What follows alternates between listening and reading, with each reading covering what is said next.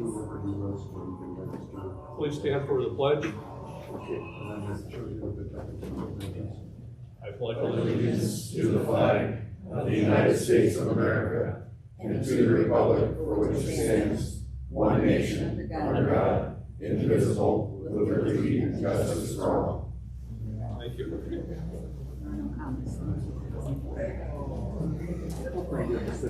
Let's go ahead and introduce ourselves for the benefit of the recording secretary. I'm Kevin Breitsky, Porter County Surveyor. Tom Vanderwood, nursing staff. Laura Baum, nursing staff. Mark Waddell, Town of Chesterton. Chris Murphy, Structure Point. Max Raylander, Valparaiso. Bob Thompson, Valparaiso Transit. Jeff Hewitt, Town of Cherville. Todd Smith from Cherville. Kelly Wanger, South Shoreline. Dwayne Alderson, Lake County. Dean Button, City of Hammond. George Topol, Union Township in Porter County. Mary Tanis, Dyer Town Council. Meredith Stillwell, nursing staff. Donald Wolfson, Christopher. Jake Tamara, Butler, Fairman, Cypher. Alex Lisker, Butler Fairman Cypher. Eric Wolfton, American Structure Point. Scott Pruitt, First Group. Bill Ashley, Traffic Control Corporation. Grace Bender, nursing staff. Charles Gretzky, nursing staff. Ann Whitenon, nursing staff. Humana Ibrahim, nursing staff. Scott Weber, nursing staff. Stephen Hughes, nursing staff. Greg Polkowski, Cromwell. Melody Panos, and Amber Thomas, and Mitch Barlow, nursing staff. Thank you. Welcome everybody today on this Fat Tuesday. Hope you got your foodskis available in a lot of places. This is your last chance before Lent. The minutes of the February 4th, 2025 meeting are on pages 1 to 4 of your report. Are there any additions, I'll corrections? make the motion to approve. Thank you. Barry Tanis made the motion. Do I have a second? Second. Mr. Thompson? Any other comment, questions? If not, all those in favor signify by saying aye. Aye. Anybody against? Hearing none, so approved. Do we have anybody here for public comment today? Whether you signed in or not, we'll hear you, but there's nothing on the sheet. Nobody's here? Moving on. We have a presentation from Kelly Wanger on NICD Monon Corridor and Strategic Plan and its update. The floor is yours, Kelly. Thank you. Is this ready to go? it should be voted upon. It's a little bit of a bottom. Yeah, text that.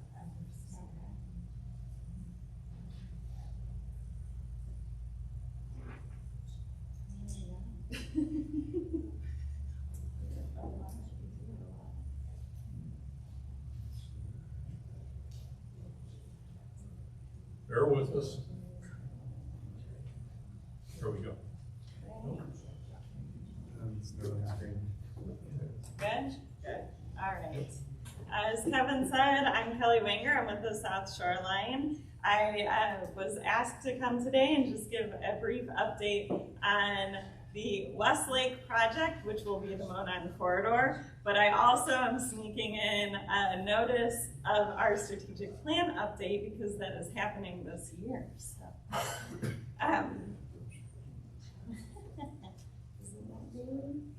I do this? There we go. All right, so I think everyone's pretty familiar with the Monon Corridor build that's been going on for a few years now. A little bit of construction, a little bit of mind our dust, but just a quick overview of the program. It does add 4 stations in Westlake County. It's a 7.8-mile extension of the South Shoreline, which will be rebranded as the Lakeshore Corridor to help prevent any confusion from individuals taking the service. It's our first spur line in Indiana, so yay us, right?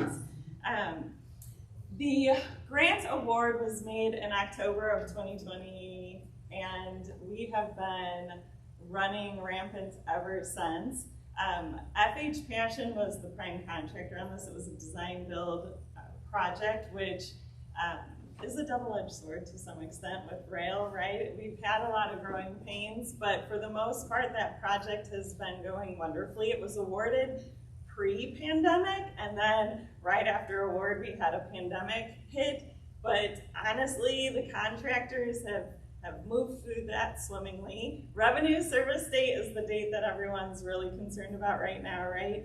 I know it was May 2025 for a long time. We're now saying summer 2025. We have, as many are probably aware who are following this project, we have the Munster Dyer station that's been a bit behind. We were working with CSX to get an agreement in place so that we could finish that station up and gain construction access to construct the parking lot and get all that going. Anyone who's been out there lately has seen it. It's going, but we're just slightly behind schedule there. So I tried to find some cool pictures for you, but I'm gonna be honest, like, it's a bunch of guys swinging hammers. Like, there's nothing super exciting picture-wise. So most of our stations are 95% complete. So the 3 stations, aside from Munster Dyer, are 95% complete. We're just wrapping up, you know, CCTV and some emergency phone stuff at Hammond Gateway, which is the connecting station into the South Shoreline. They have to do some elevator commissioning, which hopefully will take place next week. So, you know, we're down to punch list items at most stations. The overhead catenary system is always kind of like the last piece of the puzzle as far as the track goes, because you got to obviously get the track in place before you can put the catenary in place. So work with that, you know, it's going back and forth, but they're moving through stuff fairly quickly. Munster Dyer has always been that like one piece at the end of the line that kind of held us up with that CSX crossing. So this is the Hammond Gateway station.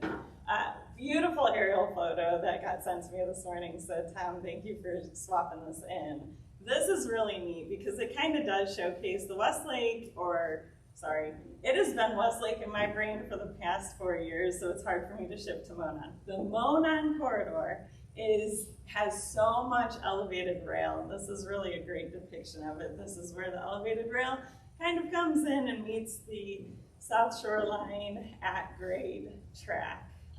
At this station, there is the connecting point. So the Monon service will have 12 trains on weekdays that will travel all the way up the line into Chicago and back. So they're primarily rush hour trains. And then the rest of the service on that line will just be connections that meet up with mainline service. So those trains will run into the station, and I don't know how well you can see it, but there's like a little station house on the elevated platform there, where folks will hop off the train and they'll come down to the South Shoreline platform to make those connections. Mostly off peak, and then on weekends they'll make those connections there as well. Technologically disadvantaged today. There we go. As part of this project, I think folks who are following it are very aware that we followed the old Monon corridor, which was taken, had bits and pieces of it that were utilized for a bike path, pedestrian bike path, right? So I think we worked very well with the communities in moving that bike path and maintaining those access points. This is my favorite bridge by far. And my favorite thing about it was during construction, the graffiti was always hearts, which is not the normal graffiti you see. So it really just, it really just always had a special place in my heart during construction because it was beautiful graffiti, but we did have to get rid of it in order to finish construction and get everything squared away for you guys. But just, it's a pretty transformational project and maintaining that bike access and not just doing away with it, right? Save the bridges, throw them off to the side for a while and put them back in place. It's always good to see that. This is what we're working on now. No rain or snow or sleet. They're working day and night to get this station finalized. That'll be the underpass from Main Street that goes into the main parking lot. Crews are just hammering it out. The jump span is what they're putting in right there. That was the necessary piece in order to really get moving on construction of this. So that went in February 11th. They had a 12-hour outage. They threw it in real quick, and now they're really moving like gangbusters out there. They love this warm weather. As part of the Monon Corridor, I don't know if everyone's always familiar with it or not, we are rehabbing 32 of our single-level cars to go out and provide service for the Monon Corridor. We backfilled the mainline service with 26 leased rail cars from Metra. Metra had a surplus. The FTA doesn't like a surplus. So, we found this joint agreement that worked for both. They don't have the surplus that they're sitting on and get in trouble for it. It flexes over to us, so we'll have the additional bilevels on the mainline service from Metra, and we'll move these 32 rehabbed cars over to the Westlake Corridor for service there. So the 32 cars will most likely not be completed by the start of Westlake, but we don't need all 32.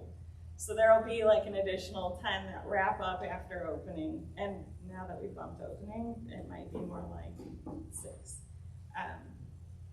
But we're doing this all in-house at the shops out in Michigan City. We have crews out there that work 8-hour days, 5 days a week, and busting this out and getting everything kind of updated, refurbished. Every car is a unique can of worms. You never know what you're going to get when you peel it open, but for the most part, they're all getting new walls, floors, seats, bathrooms.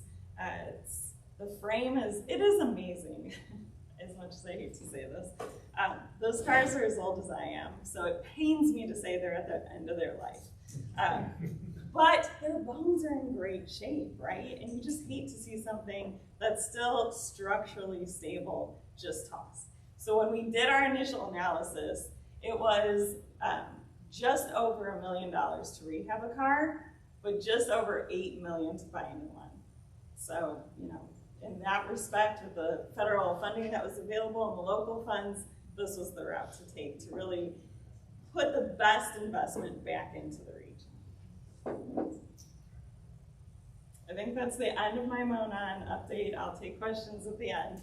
But I also wanted to brief you guys. In 2014, we did a strategic plan for the South Shoreline.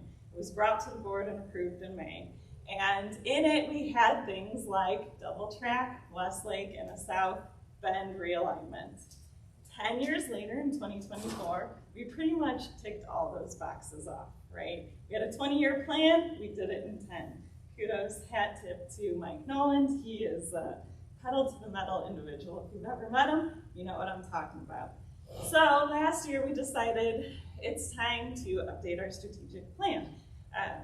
We're wrapping up these projects and we don't want to be a ship without a direction. Obviously continuing to provide tremendous service, but we want to kind of know, what the region wants from the service going forward for the next 20 years. So some of the stuff we've accomplished, I mentioned briefly, but in addition to Westlake, double track, and the South Bend realignment, which is kind of in the engineering phase now, we also implemented the federal mandated positive train control, which was a huge undertaking that no one really sees or ever hears about. It's a safety system overlay. So all of your trains now have essentially like a second engineer there, right? The signal system, the engineers just make the request and the system has the safety parameters in place to tell it, yes, it's safe to do so, or no, it's not, and you can't. Huge thing there. And I already mentioned our rolling stock replacement. As part of Westlake, our strategic plan did have a rolling stock replacement, and we kind of satisfied that need with that lease from Metra. So things just really fell perfectly into line the last 10 years with the South Shoreline. It's been pretty neat to be a part of it. But another thing that's kind of come up in the strategic plan is also a shift in our ridership, right? The pandemic hit and things really got turned up on their head. We were like hot and heavy ridership for commuter periods, right? Morning, early morning, late afternoon, that was your peak period. That was the bread and butter of our ridership. As we're getting out of the pandemic and back to normal, our ridership trends are shifting.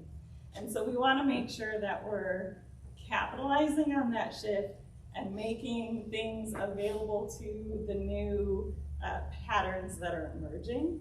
So if there's an opportunity to realign or readjust some of our service, we want to make sure that this plan takes heed of that so that we're not just running empty trains, because that's not going to make sense for anybody, right? So it's one of the big things we're focusing on. So as part of this plan, we're taking our 2024 goals, and our goals always kind of stem from problems, right? We identify what are the problems, what are the issues, what are the needs. We're taking those goals, feeding them into the 2025 plan, and identifying the new problems, the new needs, and the new goals. We just finished surveying our employees, right? We sent everything out to employees. We want to know what they think, see, and feel when they're out in the field or whatnot, or what they hear from the general public. The next phase will be reaching out to the passengers, right? We want the passengers, the ones who are involved in the service on a regular basis, to give us some feedback on this. And then we'll also be going out to just the general public, right? We like to have kind of a little bit of that variation between the riders. We want to know what the riders, the ones who experience it every day, see, think, and feel, versus that general public. You know, are there groups or folks out there who would like to utilize the service? It's just not meeting a need of theirs in some way, shape, or form. So we're going to, in addition to the surveys, we're going to be reaching out to the communities and meeting with them and seeing what their thoughts or their feelings or their feedback is. So I just wanted to make everyone here aware of that, right? Be watching out for some emails or messages or meeting requests from us, because we do want to know what everyone's thoughts are or how involved they want to be in these various stakeholder groups that we're going to be putting together in the very near future. So I would say, you know, April, May, you'll hear communications. I think that general public survey will go out in May.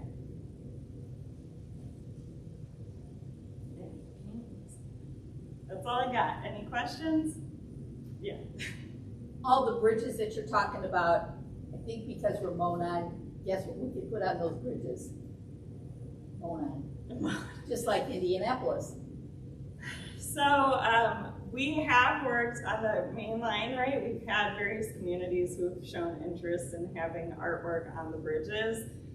East Chicago has a beautiful mural that they put on their bridge. We are always kind of mindful, right? We do have to do some like seal coating and some painting, and there's a period of time where we're gonna want to make sure that what the contractor has constructed is, right, you know, all good and fine before we go and add that. But that's a great idea, right? We love to work with communities, and some of those bridges, then, right, all the way to Indianapolis. Yeah, We could do that. we could. And I'm glad to hear that you're gonna have meetings within the community, because we definitely need that. Yeah. Because people have no idea, you know, and I think a lot of it goes along with the history of the Monon, that Niagara did have a station right there. Right, yeah.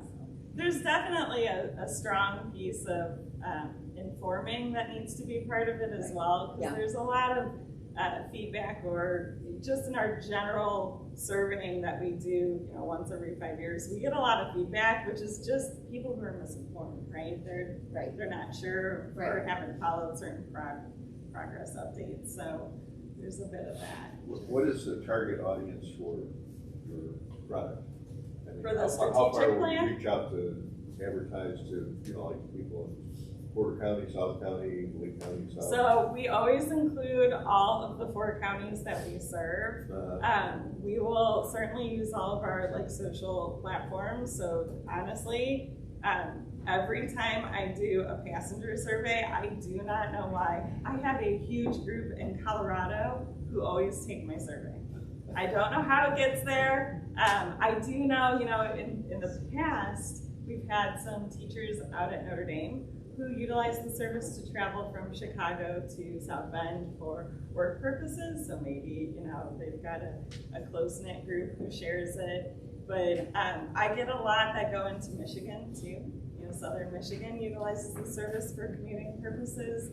So we're going to do our best to continue to try and grab all those groups that historically do comment. But the hope, obviously, I will share it with the MPOs in the service areas and ask them to share it with their output strategies and means and ways. We have a marketing group who has helped us in a lot of our surveys, and we are casting a broader net than we normally do now. But So places a little further away from the line will be informed. absolutely, that's a lot of our discretionary ridership, right? Yeah, At because that point, I think there's a lack of understanding or knowledge for people, Sure. where we live and further south. Yeah.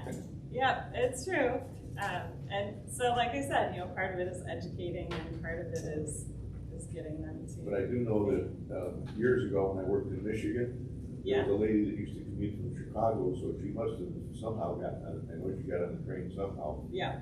A lot of the Yeah, that Michigan was the city best part. stations are the South Michigan individuals. Yeah. Yeah. Very nice. Can you This share could be this available. PowerPoint with us? And we'll put it on the NERC website. Well, so we have a lot of strategic plan stuff coming that's more refined. Honestly, the group threw this together last week, so it's Okay, work getting on it. better. Get back to us. We've just been under the gun for some, wrapping up some other things. So I for sure will get some information to NERC. NERC obviously would be a group that we would reach out to for some meetings and conversations with, as well as the MPO over in South Bend, just because they serve a lot of the communities that we serve. So. My big takeaway for today, for all of us, we no longer call this the Westlake Corridor.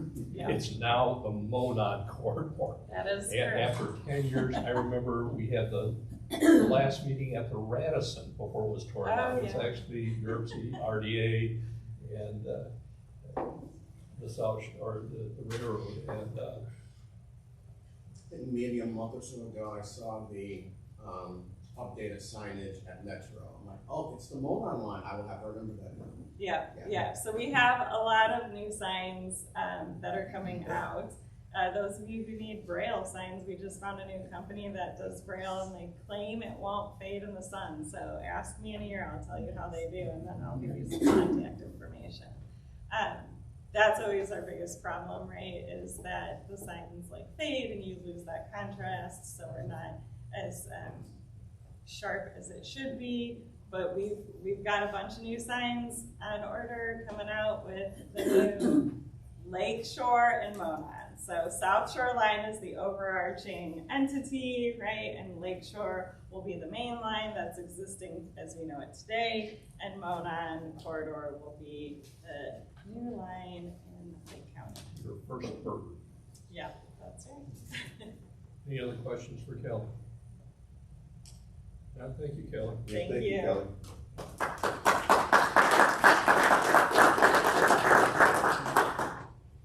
I would like to also welcome David Wright and Martin Bobchek. They came in and did on our role of attendance. Next we go to planning, 4.1, Northwest Indiana 2050 plus land use and housing summary. Iman.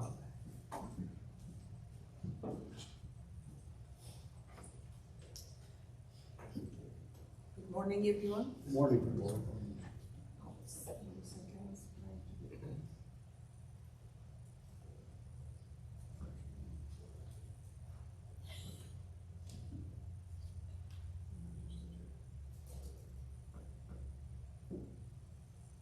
Email, the PDF is on Edge.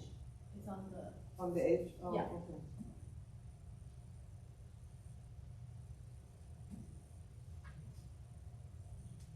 Okay. So today I'm giving just an update for the NWI 2050 plus and where we are since we completed and adopted in 2023. So we have some activities happening, and one of the activities that we have over 500 pages report, which is huge, has a lot of good information, but we thought we wanted to just focus, summarize all the goals, the strategies, important data to a smaller version or a summary. So one of them was, today I'm just going through the land use and housing. It went from 97 pages to 31 pages, so it's almost 1/3. Focusing right away on the information.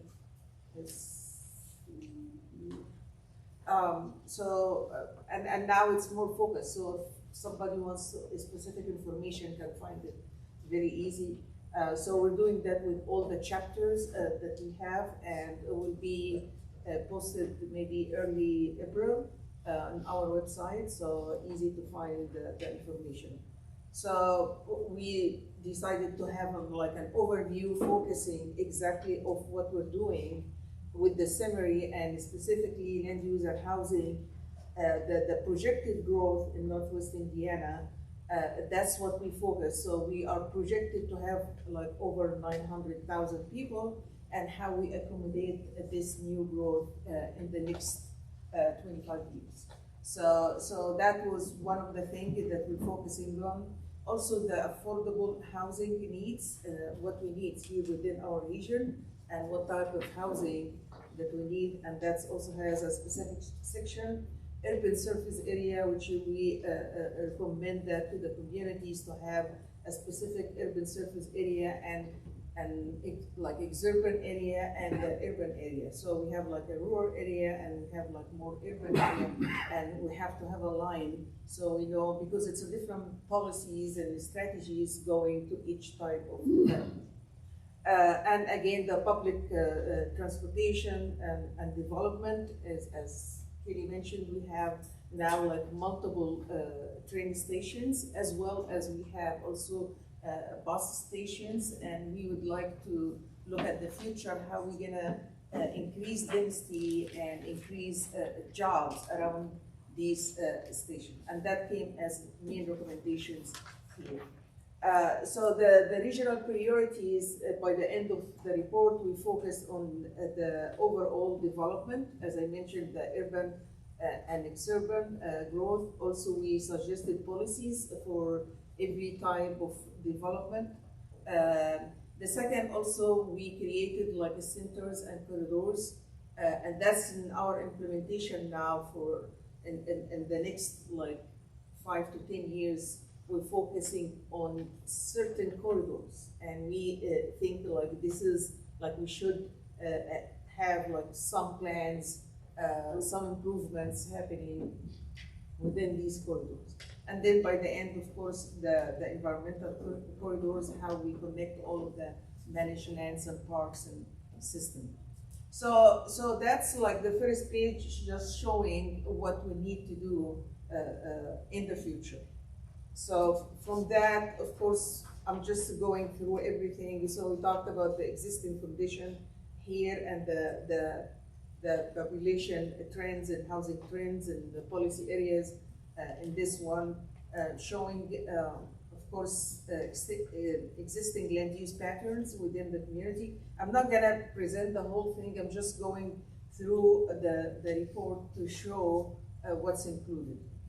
Showing here the growth from 1980 to 2020 in the urban area versus rural area, which the rural area population and residential units increased from 17% to 20%. And that's, so people keep building outside of the municipalities, and that's something also we addressed here. We looked at, so we have here showing some mapping showing the average annual growth rate per communities, and showing here that, of course, the green area has a high growth versus the yellow and orange area. So we also reviewed the whole existing community plans, and then we came up with the main themes that coming from their out of their local communities plans. Highlighted that, considered their recommendation when we looked at the future development. And then what's our plan focus? We summarized that in certain points here, so people can know right away. Housing analysis, that was new for us. The 2019 2050 plan, we did not address land use and housing much in that last plan. So based on the federal recommendation and the IIJA, now the focusing more in housing, and we decided to look more in depth into housing. So we have like a significant housing analysis. It's in the actual whole report. We have a lot of information for each municipalities about the housing needs and what they have and where they are, and if they are meeting all of the income within the communities. So that's also, we have that in details, showing here per county what's the needs for housing per issue. I don't want to go through the details. I'm going to present like few slides at the end showing our needs on housing. And then we talked about the housing affordability and what type of housing also we are missing, which is the middle housing. So we have almost 85% within the region single family homes, 75% on a large lots. And that's again, so we consume, significant land for single family homes. And the trends, we're still keeping the single family homes, but we would like to shrink the lot size so we can accommodate more housing. So that's something that we recommend in the scenario as we looked at that. The middle housing here, which is duplexes, the 2 units, the townhomes, the 4plexes, the multifamily, all of this is like 15% only within our region. Of course, the more urbanized and dense area has like a higher percentage versus other area, but that's something, and the pictures on the top here showing if we're using a large lot, how is the density looks like, and that's what we value land. Some communities here are fully developed, they don't have much lands, so that if they have still some lands left, we have to think about how we shrink that, how to consider the missing middle housing. And then we came up with all the policy areas here. It's still 30 pages, but has a lot of information that's really useful and easy to navigate. Then the big report is really good, has a lot of good information, but if you wanted to look quickly at certain information, you can find it on the summary report. So all the goals and objectives for urban development, agricultural conservation, all the communities. So we have and transportation corridors. We identified these corridors here. The 15-minute city, which is 5 minutes for biker, you can go around centers. So we mapped that, and based on the density of employment and residential, and we put all of these centers of 15 minutes walk or 5 minutes biking. And that's something we're focusing on about the connecting between the corridors and these centers. And then we created the vision, the land use vision for 2050, and what's the housing and the development needs in the future. So as we look, we need to accommodate the future growth of population. We need about 50,000 units, either new or if we have existing. I'm gonna show you that later, but that's what we need to accommodate in the next 25 to 30 years. That's the different scenarios. The first one here at the top. This one here, this is the existing condition now. Like we have like a large percentage, 65% here showing the single family homes and others. So if we continue with this type of development, we're gonna need 40 square mile more by 2050. So consuming more land. So we tried between the different scenarios here, which is explained more in the report, different scenarios and what we're looking for. So if we're looking to increase the missing middle housing, which is we shrink the large lots here to 20%, and then have more single family homes, but 35% will be in a smaller lot. We don't need like it's a 0.12 to 0.16 of an acre. That's good to have still single family homes. And then we have like adding more of the duplexes and the townhomes, and then the multifamily. So that's what we're looking for. We recommend the 5 units per acre, which is you still can have 5 single family homes actually per acre. So, but on average, so we're still gonna accommodate the 1 acre, but it will be more not within the high density or urbanized area. It will be outside the municipal boundary. So we still accommodate that because a good number of people really wanted to have a big lot. So, but like we're shrinking that in the future. So that's the report, and then we came up with the preferred scenario here, which we need about 15 to 20 square mile, including commercial, of course, adding more commercial and industrial land, and that's really our recommendation here.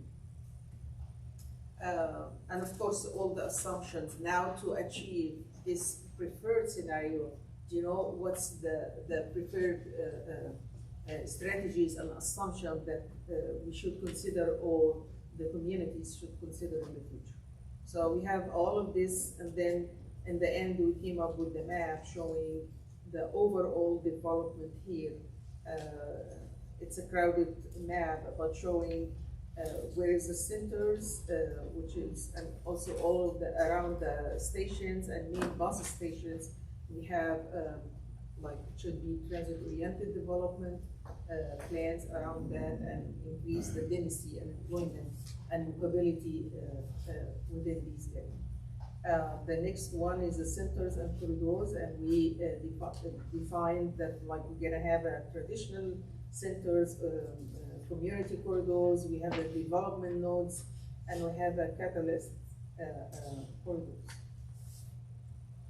And also the environmental corridor, how to connect all of the managed lands and park system.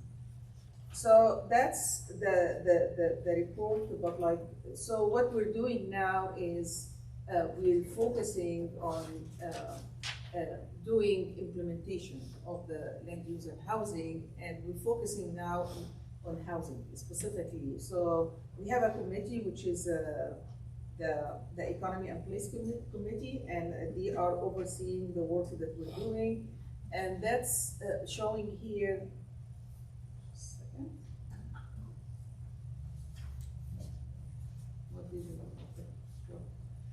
So that's the preferred scenario, and showing based on that the numbers of large lots, 1 family, which we're still gonna have like almost 25,000 units, and then we have the small lots and 1 family attached and multi-family, and we distributed that here. I'm sorry, the first one here is the average size that we're gonna need. So if we made this assumption, and that's our need based on income too. So the income that people making less than 60,000, or a household making less than 60,000, I mean up to 25,000, they need something which it costs 60,000, either rental or very older small homes or apartment, and we're lacking actually. So we need about over 900,000, almost 10,000 units to accommodate the low income. And the highest required here is the housing between 60,000 to 125,000, which we have like over 1,100 units that are needed. Also for the least one is, which we have a significant number of that, the 200 to 250,000 cost of the housing, and we need to accommodate more, about 6,700. Like housing cost up to 400,000, we need still like also about 8,000 units. And then again, we're really lacking also housing from over 400,000, because what's happening is if people they don't find enough that meet their income, that's 400 up to $1 million maybe. But if they don't find a housing within their ability, they go to the cheaper one, and then they cause an issue for the people within this income that they don't have enough supply of this housing. So that's something we're doing analysis of that now about the needs and where exactly should go. The next one here is looking also at the vacancy. We have about 10% vacancy rate. So we need 50,000, but we have almost 33,000 vacancy within the region. So that's, we're working on that now. So I have it by county. Lake County has almost 11% of vacancy, but I have it also by community, the vacancy rate.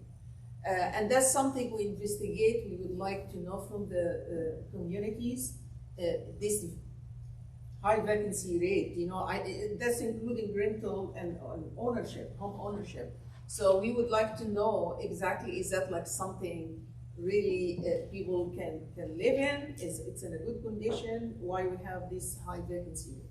So if we wanted 50,000 units by 2050, we cannot build all of these units when we have this significant vacancy rate.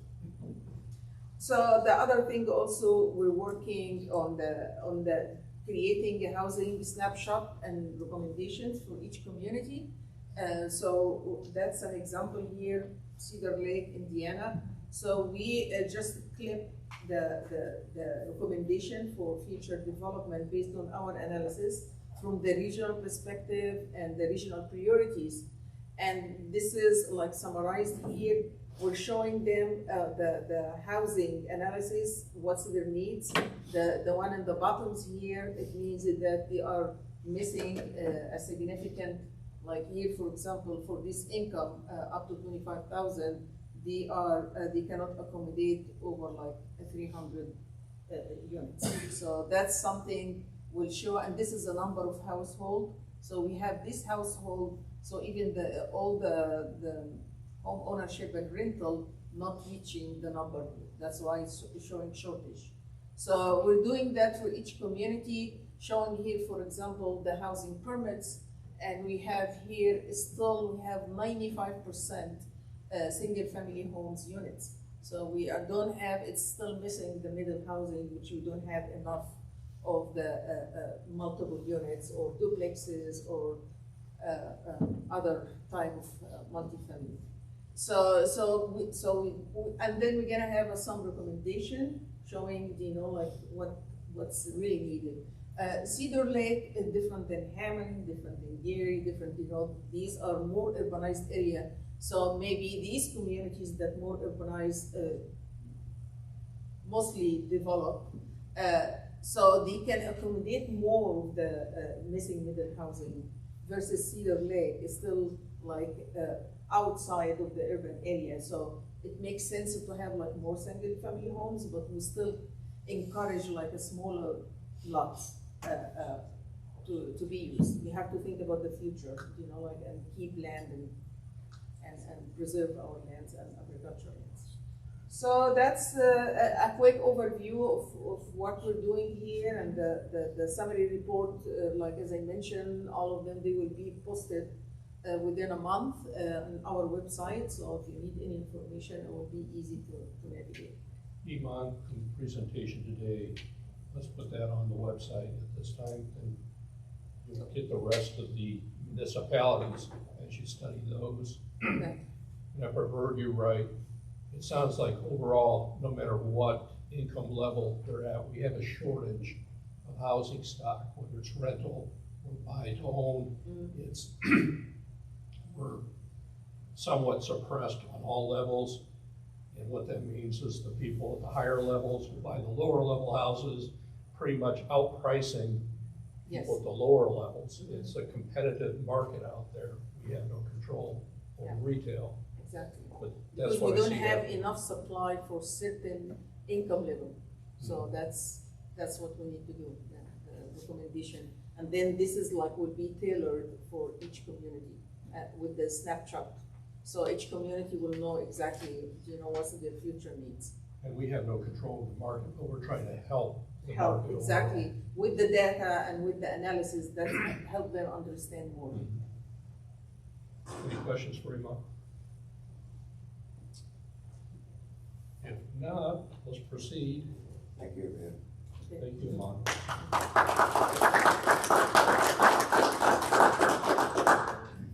Stephen Hughes, programming fiscal year 2026, 2030. They're coming together. And he'll bring Charles Bradsky with him. I think Charles is going to start. Thank you. So the question of the day, where do I find? That's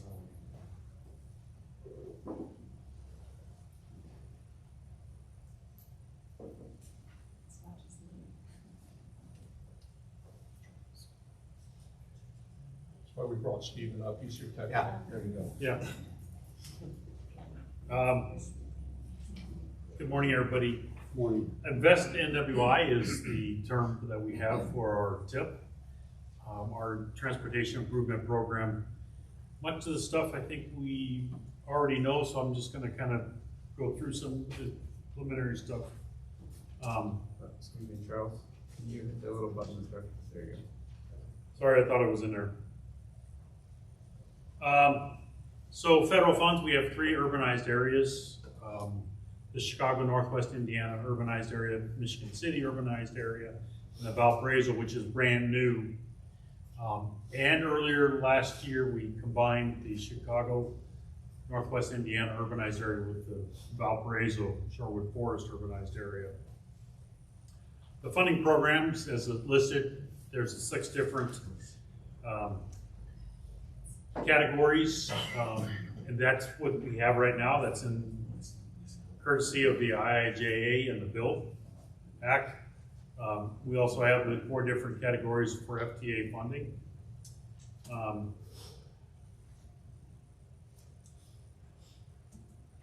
So notice of the funding, some items to consider.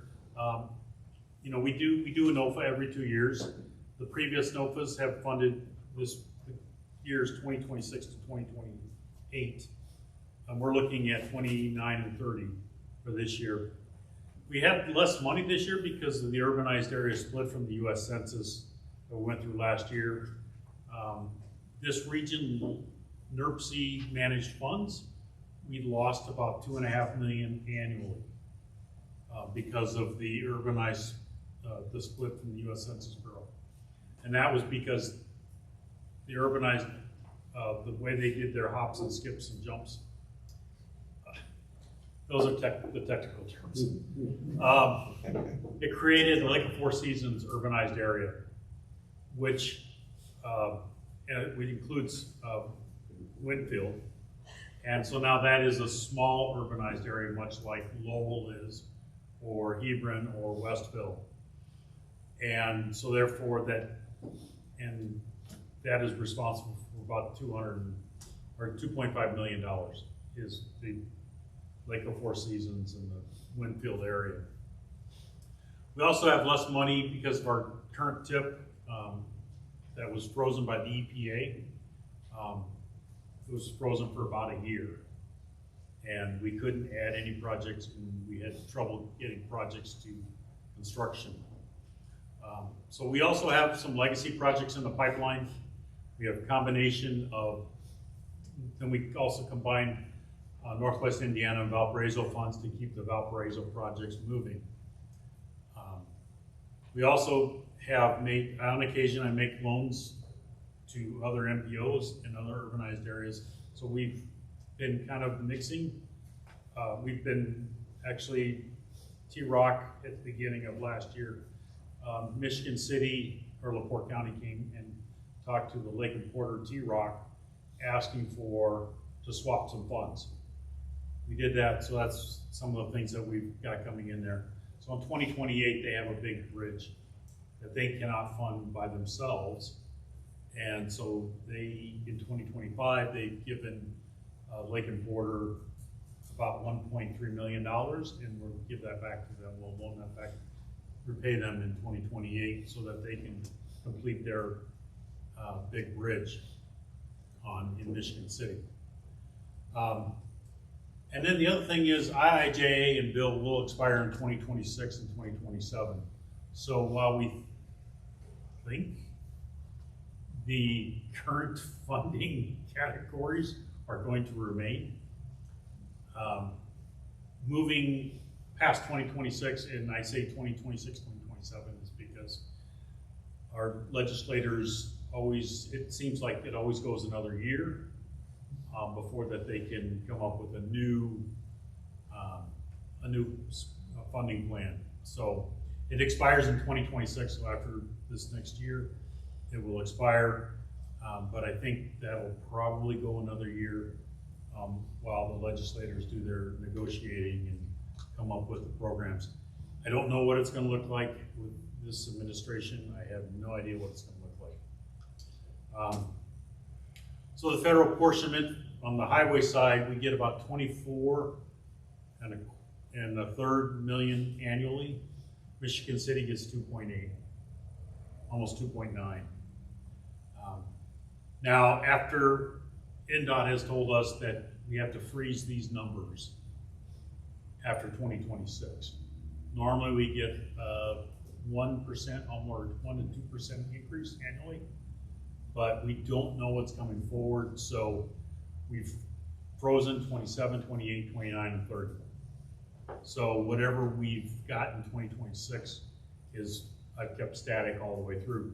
So not knowing what the next transportation bill is going to give us,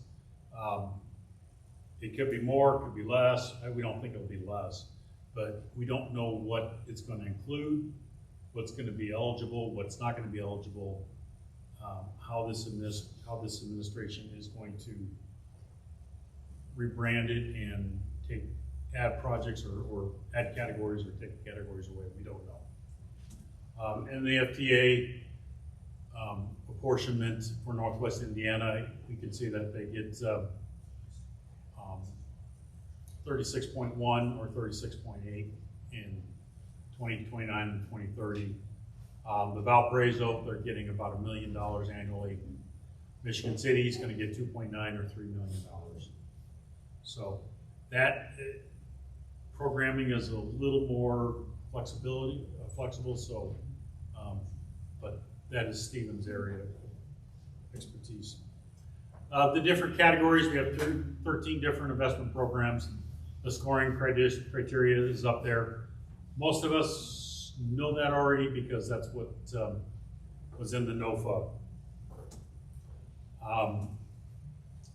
So the schedule so far, September, we had the NOFA open. We did the internal reviews after the NOFA closed on October 21st. Then we met with the working groups, and the last working group met last week, give recommendations. Today, the Transportation Committee is reviewing recommendations and approving the list of projects. And then moving forward, starting March 31st, actually I think it's going to be March 24th through April 29th, the public comment period for the tip is going to be out there. We do hope to get this to NDOT prior to that so that they can give us any comments. And then May 6th, the Transportation Committee, this committee will review the tip and forward it, and hopefully give a recommendation to forward to the commission. And on May 15th, the tip will be presented to the commission for their approval, and if approved, it would then be sent to NDOT and Federal Highway and FTA, or collectively the US DOT. So the applications, and I think I've touched on this already, we received 30 different applications for the highway projects, and that totaled 80.6 million requested. The breakdown, as you can see how we've got it, I do have some transit stuff on there,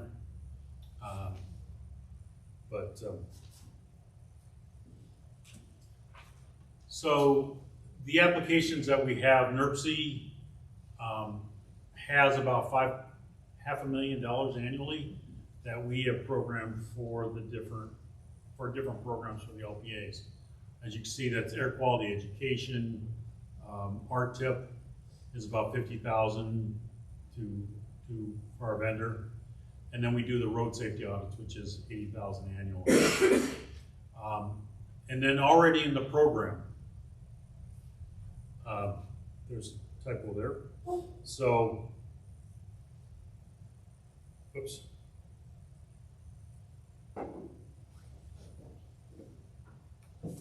Already in the program, you can see that in 2029, this is what we had that we need to keep moving forward, the projects that we have. In 2029, we have almost $25 million. So that is a balance to what we normally get. And then in 2030, we've got 46 million. So most of those, you can see, we have new roadways going in there. That's $27 million.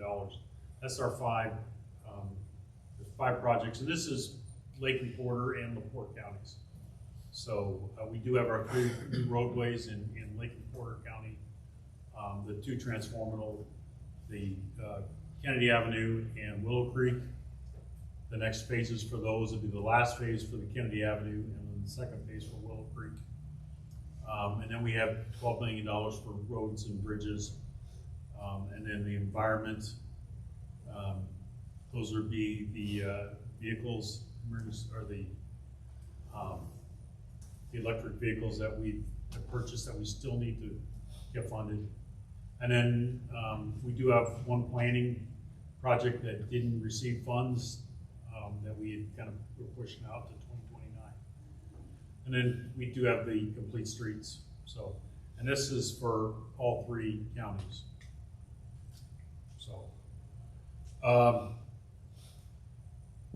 So, outside of the 507,000 that we had programmed for the LPAs, there wasn't, as you can see, there wasn't really any money.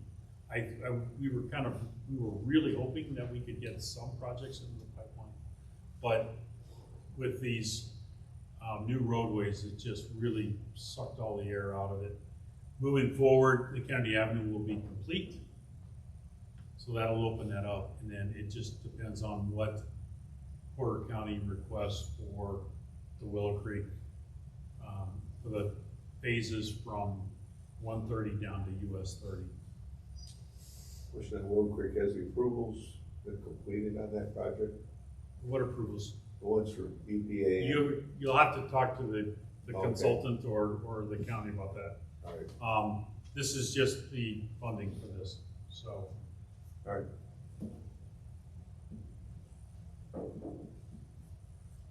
Questions?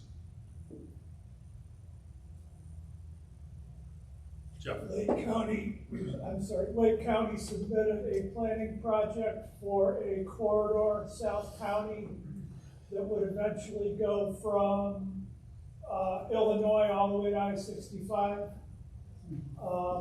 Didn't point real high, but I'd just like to make a comment to the committee that the Illiana Freeway project projected that Southern Lake, and northern Newton counties are going to create somewhere in the area of 500 to 750,000 new population in those areas. And I think now's the time to start planning for that corridor before we're doing what we had to do on Kennedy Avenue, which is redevelop an already developed area. I know it didn't make it through on this NOFA, but I would hope that the committee gives that some weight as we move forward. Like I mentioned earlier, we don't know what's going to happen to our funding in 27, 28, 29, or 30.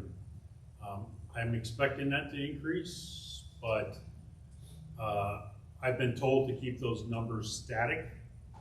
I do have a list of projects, actually it'll probably come out with the next NOFA, that I was going to say we do have a list of projects that are kind of the B list of projects that we could fund. And we could probably, if we do find additional funds, we could probably bring it to T-Rock or to the Transportation Committee for some sort of funding, moving again. There are some bright spots that we might be able to, if NDOT is gracious and shares some more funds with us in the future, we might be able to put some money towards that project or other projects. But that is kind of phantom money, so to speak, because we don't know if it's even coming, or if it'll come, when it'll come, how it'll come. We don't know that. The best we can do now is just keep it on the radar. Thank you for bringing it up, Jeff. Yeah. Wayne. Thank you, Jeff. I was going to make the similar comment, but and I do thank NERC and the committees for taking a look at our application. But just to echo Jeff and what Kevin just said, I think it's important that we keep that on the forefront because the population is going to continue to increase, and that movement, from Central Lake County into Illinois, it's going to be there. And so I think what we're proposing to do is to try to look at a corridor to plan a new urban, or an arterial roadway to help with that, alleviate that congestion, get the traffic over into Illinois. So, and we have reached out with to Well County. We briefly spoke to them, so they're aware that we are making this application. And I know it's a big thing, but it'd be a huge project, and a lot of stakeholders would be involved. Well County, CMAP over in Illinois, and numerous communities here in Lake County. But I think it's important that we need to keep this on the forefront. Thank you. So, and we can, both those comments are noted. So I will keep that in mind, and we do have the scoring criteria, which is to kind of keep everything fair, but again, if the will of the group wants to choose one project over another, I'm not going to stand in the way. So I can't stand in the way, I should say. So we'll take that into consideration. Are you going to go through the projects that you've selected or you've recommended for selection? Is that part of the plan today, or? So actually, the only projects that there were not any projects, because what we did was we funded all the projects that we had already in the system. So, like I said, the new roadways to Klein Avenue, Willow Creek, and Kennedy, that took a lot of oxygen out of the room. And then other projects that we had on the program of projects, some of the projects had to move out to 29, and I need to talk with those communities and just kind of let them know. What I did was what I always do is if if I have to balance the budget, then I pick a project. I look at the different projects, and if I have to move something out, I move it out from one year to the next. And then once I balance that year, then I move on to the next year. And then I don't move that project, but I'll move another project or something to move those out a year. So really, we couldn't fund any other projects in 29 and 30 because of like I said, with losing $2.5 million, that's a project every year we lost. So in 2024 we lost a project. 25 we lost then 2 projects. 26 we lost then 3 projects. 27 is 4. There's 5 projects that we lost that had to be moved out. So and then on top of it, we had a huge amount of projects that we couldn't do anything with in 2024 because of the EPA and their kind of freezing because our tip was frozen. So projects that we were trying to fund, we couldn't fund. We couldn't give PE. We gave some PE to some projects, but for the most part, it just wasn't enough to. And there was just projects that we couldn't do anything about. Thank you. Charles, if I could ask just a clarification question. So I follow what you're saying as far as the other projects that got selected, but then you did provide this table that lists other additional projects, just to be clear, so this list doesn't reflect what got selected. Which page is that? 9.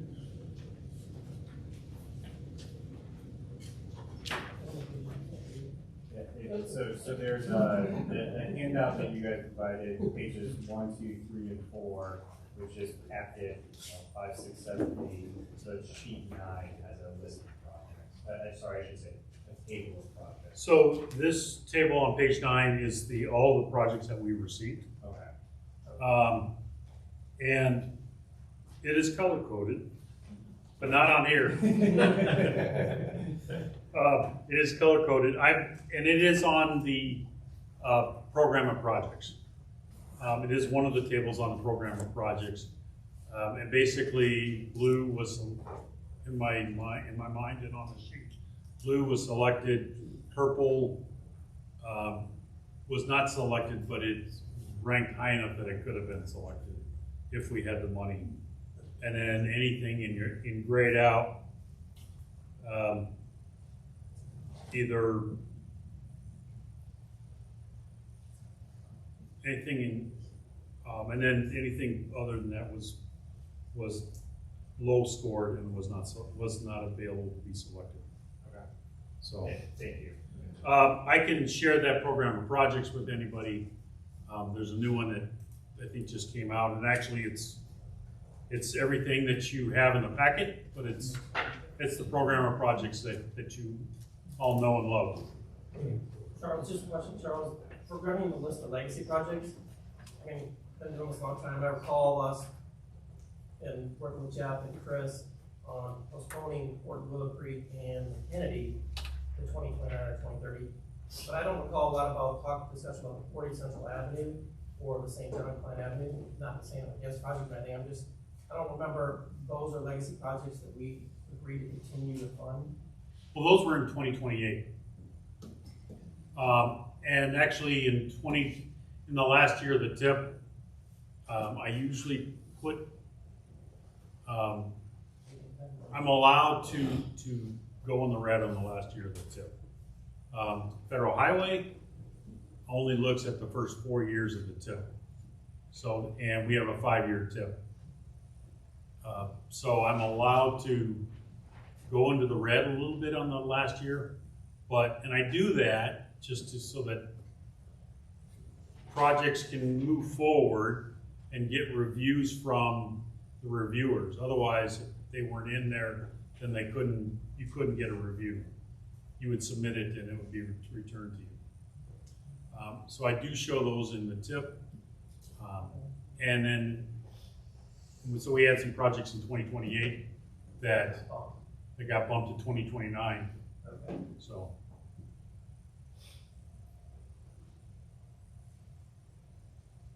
But, and you can look at the program of projects. That's what we're trying to fund. Willow Creek and Kennedy was our main priority. Yes. When we did this. And then we, as you can see, both of those are in 2030. Kennedy was always, we always kind of worked with Kennedy being in 2030 because they have a project in 25, 28, and then 2030 is the last one. So given that space of a year. And then Willow Creek, it had to be bumped from, I tried to keep it in 2029, but the bridge in, I think it's Wheeler, had to move to 2029, but that's going to be, those will both be in July that year, so. Thank you. Today's business is actually asking for a release for public comment. So, oh, we do need transit today too. I'm sorry. No worries. I called you up first and I assumed you were already done. Sorry. That's just fine. See the news. Let's hear about FTA. I assure you, this is riveting. So, much of the stuff about sort of the TIP as a whole, Charles already addressed. So, I'll try and move somewhat quickly through this. And say, we've got our numbers for what we're anticipating for 29, and 30 should have been on there too, but, oh yeah, it's okay. 29 and 30. So these here, I'm combining all of the FTA sources in the Northwest Indiana portion. The other two UZAs, we only manage the 5307 funds, and in Michigan City, there is 5337, which only NICD is eligible for, because that is for fixed guideway, which mostly is trains. I kind of broke down our transit programs into some additional categories than what Charles showed, and talked about our priorities. So the transit operators have always wanted operating to be funded first, and then PM, which is preventive maintenance, gets funded after that. As we all know, if we own a car, you keep up on your preventive maintenance, there's less corrective maintenance that you have to do. Fewer things go wrong, so that's why that's an important part of that. The reason that that is a separate category is that operating assistance is 50-50 on the match. Preventive maintenance can be done at 80-20. So the local dollar goes a lot farther if you allocate some money of the federal funds into the preventive maintenance. And then capital projects are funded after those two are taken care of. So here we've got the Chicago urban area, the Michigan City urban area, and the Valparaiso urban area, and the funding requests. Now this number on the right is over the course of the two years, the 29 and 30, and that's, again, combining all of the application amounts. So it's roughly double what we anticipate being available. So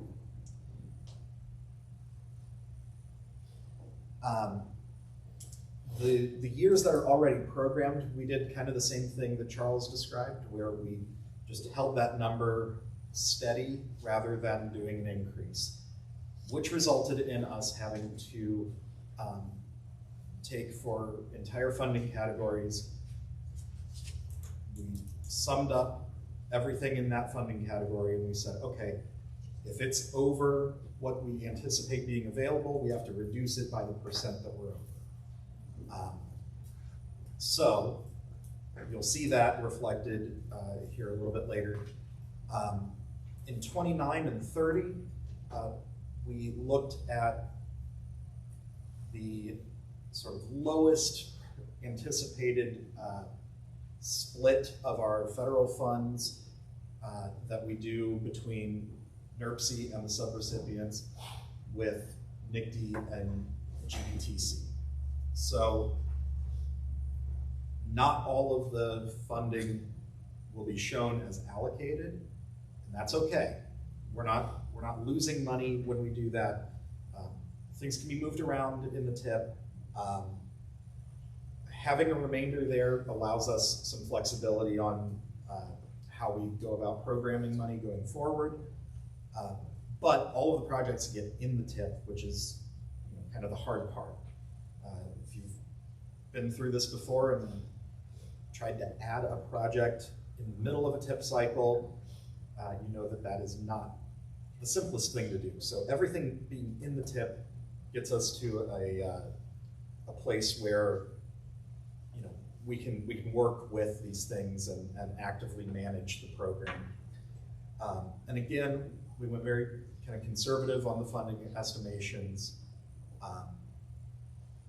in order to have a program of projects that doesn't overpromise to our subrecipients or the other direct recipients what funds we're picturing being available. So one thing you might have noticed if you've got a keen eye, there were only projects for 29 and 30 represented for NICD.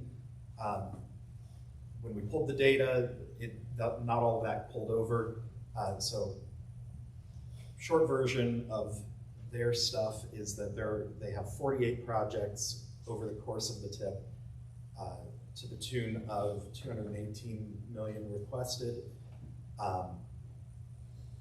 And that's all of their funding categories and all of their project categories. So vehicles, infrastructure, maintaining their rail lines and bridges and their electrical systems, all of that stuff is part of their set of applications. And we'll get to how we managed that in a couple slides. Valparaiso UZA. Here, I'm just at the bottom to kind of show where we are on things. Their requests are for each year on the left side. So these are the 2026, 2027, 28, 29, and 30 requests. Their requests exceed the money we anticipate being available. And so we did the math, and if we multiply by percentages down here, we can get to a point where all of the funding is allocated and we're not showing in the red. So we are being able to show fiscal constraint on those applications. Obviously, in the farther out years, those numbers are less robust, let's say, than the years that have already been in the TIP. And a big portion of that is these vehicle purchases that are forecasted for those years. There may be some other opportunities for how to approach those. Since they are now a small urban area, they aren't eligible for one of the funding sources that we can use in the Chicago urban area for vehicles through us. They can go through the state to make an application for federal funding 5339 for bus and bus facilities. So some of those items that are kind of in the out years start to be a little bit more questionable, but they're in the tip. We can revise how we approach funding those. We can work with Bob and Don to navigate that process for that funding. The other way of funding bus purchases for smaller UZAs is if there is federal highway money that is not able to be spent, that can be flexed over as well. It doesn't look like we're going to have much opportunity for that in this tip, but that 5339 is an option that we'll look into with Valparaiso to see how we can make that fit for them. Michigan City LaPorte urban area, we've got 2 transit operators there, City of Michigan City, Michigan City Transit, and then City of LaPorte has their transport service. And here we were able to program their funds and without any issue on overages.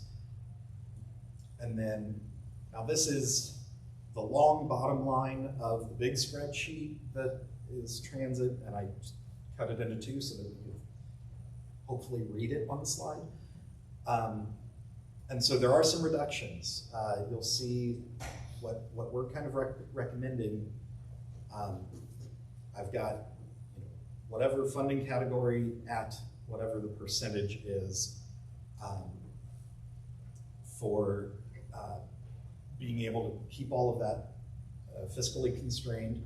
As you can see, we do have some additional funds that aren't fully allocating those monies as it is right here. But again, we can shift money around, and this allows all projects to get into the tip. Capital items got pushed into 2030 for the most part, unless there was a good candidate for 5339 and 5310 being used for bus purchases. And then we've already discussed the schedule, and I'm happy to take any questions that anybody has. Kelly. Yes, sorry. The NICD projects that you had left out that you had sent me, I know I didn't get them until yesterday afternoon, but there are some errors in there and some omissions. What is our approval today? Like, will our approval today allow me to make those corrections before it goes out for public comment? I think if you make a motion that says that, yes. Yes, because we're missing some crucial lines in there. But then also in your reconciliation, South Shoreline receives some 5307 through Michigan City. That's taken into account, correct? Yes. And then also keep in mind that the state doesn't permit us to put projects in at MACAG. I guess that's too confusing for them. So we do have some funds that NICD receives from MACAG, which shouldn't count against your balances here. So that needs to be reconciled as well. Spoken as a true accountant. Thank you, Kelly. Just wanted to second that. This is the first time I've seen the list, so I need to reconcile it with what we submitted, the numbers that we submitted. So again, the recommendation for public comment needs to not be overly specific when it talks about the ability to make some adjustments. Yeah. And I can get both of you the Excel file so that you can see what's going on. That'd be helpful. It's a little small. Yeah. And make sure if it's a program of projects, it's on the website. So I can download that, but it's make sure it's the one that's in the PDF is the transit one. Charles and I kind of separated the transit one from the overall one. So I will send you the functional spreadsheet. Okay. Yeah. I'll look at it. Yeah. So any other questions for Stephen? If not, could we have a motion for, to recommend release for public comment contingent on getting the PC and NICT numbers? I'll make that motion. And who seconded that? David seconded it. Okay. Right? I will, yeah. You're very persuasive, Mark. I'll second it. He doesn't You care. just seconded it. I may have, I may have been talking to my boss, I don't know. But yeah, sure. Any other comment, questions?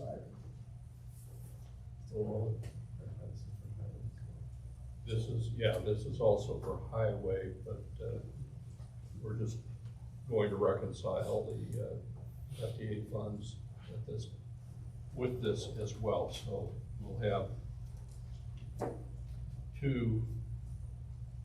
we'll just have one motion for the release for public comment for this TIP, for the program of projects for fiscal year 2025 to 2030. What's the anticipated release date for public comment? The 24th? 24th, yes. Okay. Yeah, we need to keep this rolling, in my opinion. It's up to you. Yeah, to be clear, this is, the reason why this was brought as a program of projects rather than the TIP is because the draft TIP hasn't been put together yet. So the idea is to reach some consensus with any caveats as brought up by this committee on that program. Hearing that we have essentially reached consensus with the contingencies, that those projects will be formatted and put into the actual TIP document, which would be released for public comment in March. So there would still be theoretically additional time to make comments if you had it. Any other discussion? If not, let's just voice vote. All those in favor signify by saying aye. Aye. Anybody against? Hearing none?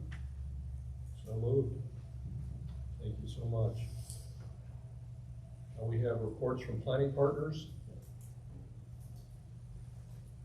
I have, I'm sorry, yeah, Dry Clean Indiana is not here today to give their planning partner report. However, they have provided a handout here, which I believe was at the table with the agenda packets. So in the interest of time, I'm not going to read these, but I would encourage you all to review this list of grant funding opportunities and project updates. Dry Clean Indiana is probably down at the truck show in Indianapolis. They have to have this. I believe so. Yes. We have no appointments for the committees and other business. We do have staff announcements. Scott Weber. I think we're going to, in the interest of time, we're going to probably skip that one. Thank you. I'll just let everybody know that there's been a lot of discussion about some legislation suspending the requirement to conduct emissions testing in Lake and Porter counties. And so the NERC staff has, specifically Scott, has done some research into what the implications would be for both the NERC work as well as the actions that INDOT would have to take if those requirements were rescinded. We will have more information that we can probably distribute in some form or fashion, probably a white paper. And so that'll be available for you, but we had a presentation, I think we're going to skip it given that we've already gone to 11:30.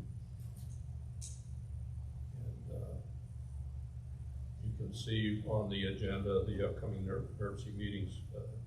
Probably the biggest one would be the executive board meeting March 20th here.